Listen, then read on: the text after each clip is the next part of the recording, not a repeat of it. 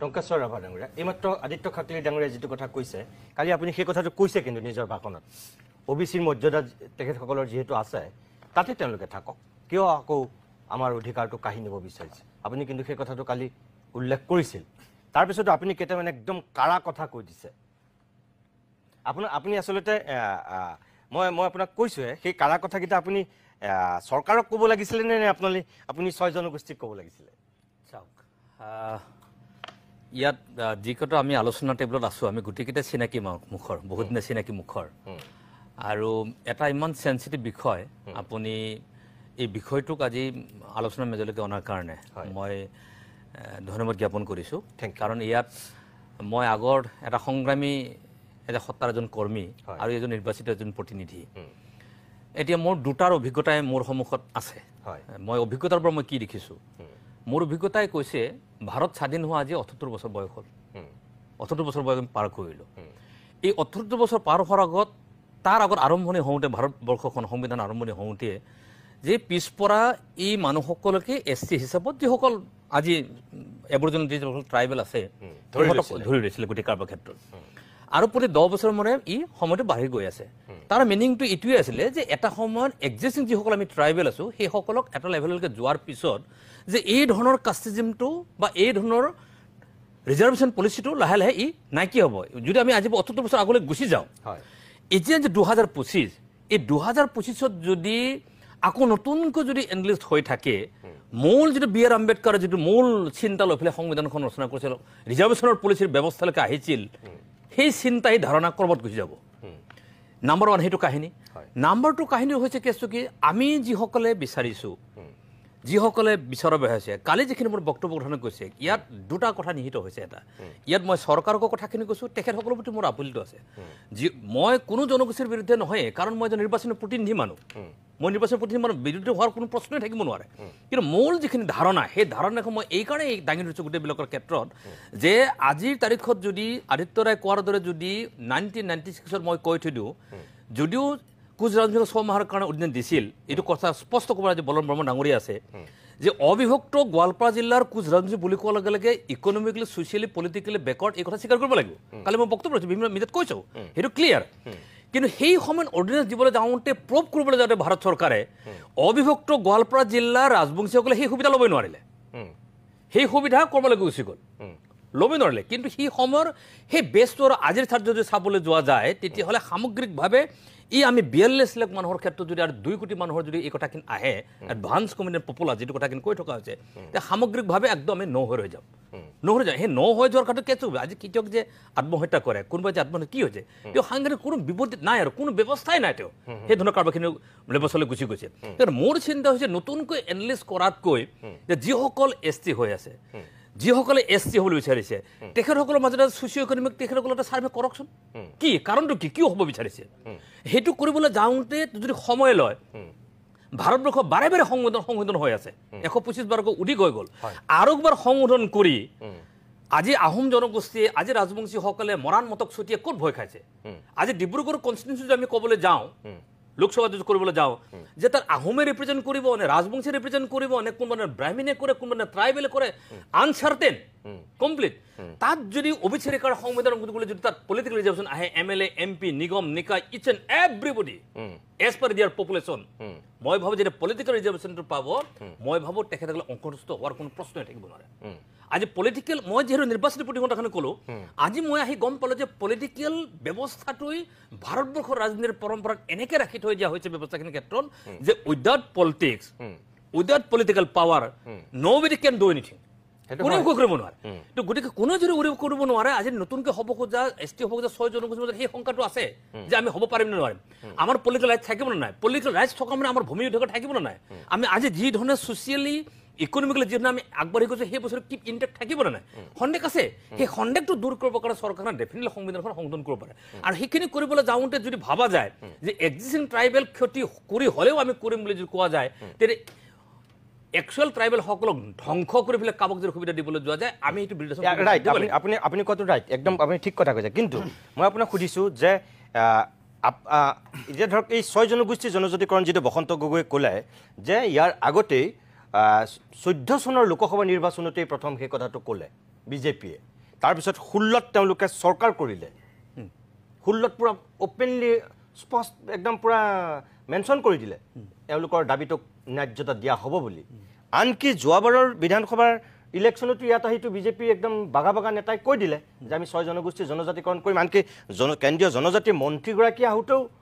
সেই কথাটো কৈছিল অসমৰ 6 জনগোষ্ঠীক জনজাতিকৰণ কৰা হ'ব বুলি এতিয়া মোৰ কথাটো হ'ল এখেতসকলে যিহেতু চৰকাৰৰ বিৰুদ্ধে প্ৰতিবাদ কৰি আছিল আপোনালোকৰ বিৰুদ্ধে কৰা নাই গতিকে আপোনালোকৰ যদি ক'বলগীয়া কথাখিনি কালি আপুনি কৈছে বাৰু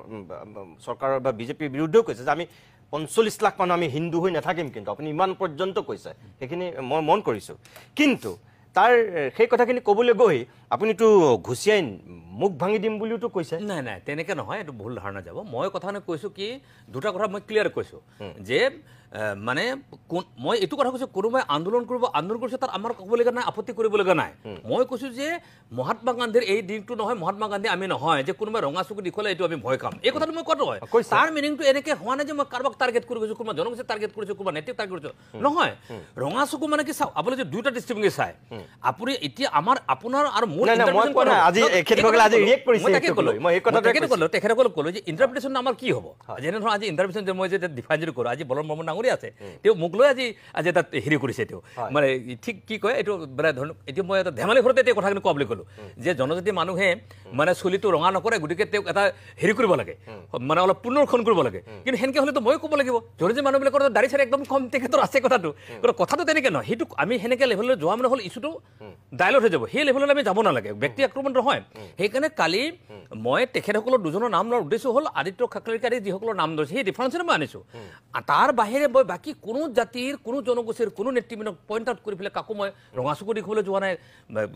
খুচে দাগ ভাঙি দিম এই শব্দ মই কোৱা নাই মই কৈছোঁ যে যদি আমাক যদি কোনোবাই আক্ৰমণ কৰে ৰঙা চকু দেখুৱাই তেতিয়া আমি সেইটো ভয় নকৰোঁ আমাক যদি কোনোবাই আক্ৰমণ কৰে আমি প্ৰতি আক্ৰমণ কৰিম প্ৰতি আক্ৰমণ মিনিংটো কেছটো হৈছে মই এজন জনপ্ৰতিনিধি মই এজন নিৰ্বাচনী প্ৰতিনিধি কোনোবাই ভাবি পাৰিব যেনেকৈ মই যুঁজ কৰিবলৈ যাম মই যুঁজটো পলিটিকেলি কৰিম পলিটিকেল যুঁজটোৱে হ'ব গোটেইবিলাক ক্ষেত্ৰত কিন্তু সেই পলিটিকেল যুঁজটোক মই যিহেতু মই কালি এইটো কথা কৈ দিছোঁ যে আপোনালোকে চাব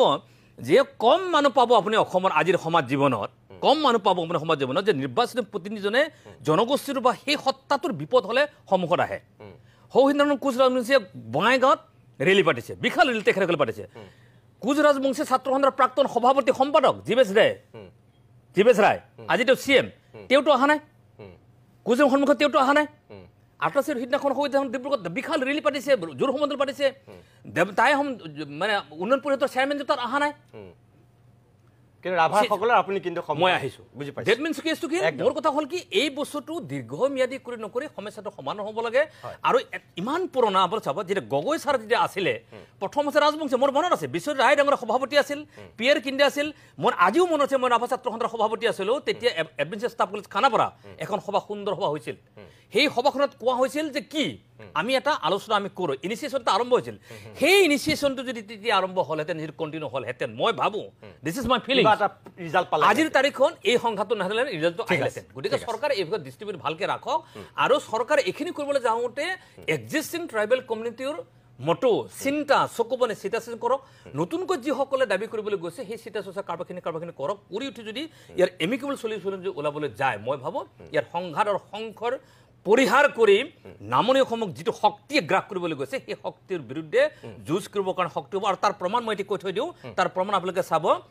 মৰাণ মটক আৰু কোচ ৰাজবংশী অট'নমাছ কাউন্সিল দিলে কোনো ট্ৰাইবেল এগেইনষ্ট কৰা নাই আজি বলন বৰ্মন ডাঙৰে জানে মোৰ সহযোগিতা তাৰ সুন্দৰ সহযোগিতাটো আছে কি আছে ট্ৰাইবেল নোহোৱাকৈ অট'নমাছ কাউন্সিল পাইছে তাৰ মিনিংটো হৈছে সহমৰ্মিতা সহযোগিতাটো ডেফিনেটলি আছে ঠিক আছে আৰু যদি আপোনালোকে কৈছে যদি দিয়ে তেনেহ'লে আপোনালোকে 45 লাখ ট্ৰাইবেলে দেখুৱাই দিব শক্তি কি আৰু এখেতসকলে কৈছে যদি এখেতসকলক নিৰ্বাচনৰ আগত জনজাতিকৰণ নকৰে তেনেহ'লে গোটেই 6টা জনগোষ্ঠীৰ মানুহে এবাৰ দেখুৱাই দিব এওঁলোকৰ শক্তি কি তেনেহ'লে এতিয়া চৰকাৰে কি কৰিব চাওক সমস্যাটো একদম সুন্দৰ সমাধানৰ প্ৰক্ৰিয়াত আছে মূল ফাইটটো হৈছে জনজাতি হোৱা বিচৰা বিৰুদ্ধাচৰণ কথাটোত নাই মূল কথাটো হৈছে এটা জাতি এটা জনগোষ্ঠী জীয়াই থাকিব লাগিলে তেওঁলোকৰ সেই কামখিনি কৰিবৰ কাৰণে পলিটিকেল ৰিজাৰ্ভেশ্যনটো কোন স্তৰত আছে মূলতঃ সুৰক্ষিত হ'ব লাগিব এতিয়া সেই প্ৰমাণটো আজিৰ তাৰিখত যদি আমি চাবলৈ যাওঁ অসম চৰকাৰৰ পৰা ইতিমধ্যে যদি আমি চাওঁ পজিটিভ দিশত যদি আমি চাবলৈ যাওঁ যে যিটো কনচেপ্ট আছিল যে অট'নমি কেৱল অট'নমাছ কাউন্সিল ট্ৰাইবেলৰ কাৰণেহে পায় কিন্তু কমতৰ অট'নমাছ কাউন্সিল তেওঁলোকে কোনো এছ টি নহয় কোচ ৰাজবংশীসকল মৰাণ মতক অলৰেডি কৰিছে যদি এছ টি নোহোৱাকৈ যদি এখন অট'নমাছ কাউন্সিল গঠন কৰিব পৰা যায় যদি গভৰ্ণমেণ্টখনে ইচ্ছা কৰে তেতিয়াহ'লে এছ টি নকৰাকৈ অবিচিৰ আণ্ডাৰতে পলিটিকেল ৰাইটছটো দিব নোৱাৰা কোনো যুক্তি থাকিব নোৱাৰে তাৰ কাৰণে সংবিধান সংশোধন কৰিব পাৰে তাৰ কাৰণে কেন্দ্ৰৰ ৰাজ্যত মেজৰিটি আছে এক দুই কালি মই দুটা কথা ক্লিয়াৰলি কৰিছোঁ সেইবিলাকৰ ক্ষেত্ৰত যে ৪৫ জনজাতি স্বাধীন হোৱাৰ আগত আমি হিন্দু নাছিলো গোটেইবিলাকৰ ক্ষেত্ৰত মই ক্লিয়াৰ মেছেজটো দিছোঁ গভৰ্ণমেণ্টক একদম ষ্ট্ৰং মেছেজ প্ৰকৃতিক পূজা কৰিছিলোঁ আজিও প্ৰকৃতিক পূজা আমি কৰোঁ কিন্তু এই কথাখিনি ক'বলৈ যাতে এই কথাখিনি মই ডেফিনেটলি ক'ম যে নামনি অসমৰ যিটো সংঘাত আৰু সংকট এই কথা মই আজি খোলাকৈ ক'লে ভাল হ'ব যে নিখিল ছাত্ৰ সন্থাৰ আজিও সেইটো উদ্ৰ হোৱা নাই কিন্তু নিখিল ছাত্ৰ সন্থাৰ 1988 সিদ্ধান্ত আছে তেতিয়াই কৈ থোৱা আছে অবিভক্ত গোৱালপাৰা জিলাৰ কোচ ৰাজবংশীসকলক এছ টি কৰিব লাগে তেতিয়াই কোৱা আছে আজি উদ্ৰ হোৱা নাই কিন্তু যেতিয়া অভিযুক্ত গোৱালপাৰা জিলাক বাদ দি পেলাই গোটেই অসমৰ কথাখিনি আহে এই ৯৬ কথাটো মনত পৰি যায় ক'ৰবাত সংঘাতটো আহি যায় তাৰমানে সেই প্ৰক্ৰিয়াখিনিক যদি এটা কণ্টিনিউৱাছ প্ৰচেছত যদি ৰাজবংশী বিশেষকৈ আক্ৰাচৰ নীতিবোৰ যদি লৈ যায় ইয়াৰ ইতিবাচক দিশটো তাত লুকাই আছেই তাৰমানে অভিযুক্ত গোৱালপাৰা জিলাৰ কোচ ৰাজবংশীসকল অভিযুক্ত গোৱালপাৰা জিলাৰ বড়োসকল অভিযুক্ত গোৱালপাৰা ৰাভাসকল অভিযুক্ত গোৱালপাৰা জিলাৰ যদি আপুনি বৰ্মনসকল অকণমান চাউথাল থানডাল মৰিয়া কাৰিয়া মুণ্ডা এই সকলক যদি এটা পলিটিকেল ৰিজাৰ্ভেশ্যনলৈকে পলিটিকেল ৰাইটছটো দিবলৈ যদি যায় তেতিয়াহ'লে লোৱাৰ অসমটো প্ৰত্যেক লেভেললৈ হ'বলৈ যাব আৰু সেইটো ইচ্ছা কৰিলে গভৰ্ণমেণ্টে কৰিব নোৱাৰা কোনো কাৰণ নাই তাত তেতিয়া বৰ্তমানৰ যিখিনি এক্সিষ্টিং ট্ৰাইবেলছ আছে তেওঁলোকে তেতিয়া বিৰোধিতা নকৰে নহয় মই কৈছোঁ নহয় অট'নমাছ কাউন্সিল কমতাপুৰ অট'নমাছ কাউন্সিলখন দিবলৈ যাওঁতে এছ টি হ'ব লগা হোৱা নাই তাৰমানে পলিটিকেল ৰিজাৰ্ভেশ্যন দিবলৈ যাওঁতে এছ টি হ'বলৈ বুলি কোনো কথা নাই সেই অট'নমাছ কাউন্সিল যে তিনিখন ক্ৰিয়েট কৰিলে কমতাপুৰ অট'নমাছ কাউন্সিল মৰাণ মটক আজি সেইখিনি যি ধৰণে Kamatapur autonomous council Rabha autonomous council তেনেকৈ চলিছে ই পাৱাৰফুল নহয় সেইকাৰণে আমি 6 বিচাৰিছোঁ 14 চনৰ আগত আজিৰ বিজেপি নেতা চৰকাৰখনে তেতিয়া কিন্তু মেনিফেষ্ট কৰিছিল যে ৰাভা 6 দিম বুলি পেলাই কোৱা আছে সংগ্ৰাম আজিও চলি আছে গতিকে মোৰ আহ্বানটো থাকিব কি যে অসমখন বচাবলৈ যাওঁতে নামনি অসমখন বচাবলৈ যাওঁতে এই এক্সিষ্টিং কমিউনিকেটৰ ক্ষতি হ'বই নোৱাৰিব ট্ৰাইবেল কেইটাৰ ক্ষতি হ'ব নোৱাৰিব আৰু নতুনকৈ যিসকল হ'ব বিচাৰিছে তেওঁলোকৰ মূল দাবীটো পলিটিকেল ৰিজাৰ্ভেশ্যন দি পেলাই যদি কাম কৰিব যায় তেতিয়াহ'লে মই ভাবোঁ ইয়াৰ সংঘাতৰ সংকৰ হোৱাৰ কোনো প্ৰশ্ন নাথাকিব একদম